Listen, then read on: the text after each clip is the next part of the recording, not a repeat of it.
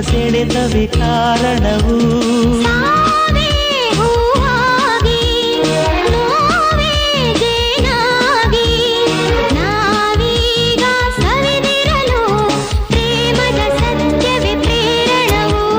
ಪ್ರೀತಿ ಮಾಡುವವರು ಲೋಕದಲ್ಲಿ ಪುಣ್ಯ ಮಾಡಿದವರು.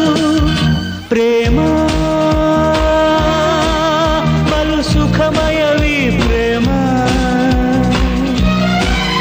ಈ ಭೂಮಿಯಲ್ಲಿ ಈ ಬಾಳಿನಲ್ಲಿ ನೆನಪಿರುವುದೇ ಪ್ರೇಮ, ಹೆಸರುಳಿಯುವುದೇ ಪ್ರೇಮ. ಪ್ರೇಮ ಬರಹ ಕೋಟಿ ತರಹ, ಬರೆದರೆ ಮುಗಿಯದ ಕಾವ್ಯವಿದು, ಸವಿದರೆ ಸವೆಯದ ಸಾರವಿದು, ಹಾಡಿದರೆ ಮರೆಯದ ಹಾಡು ಇದು.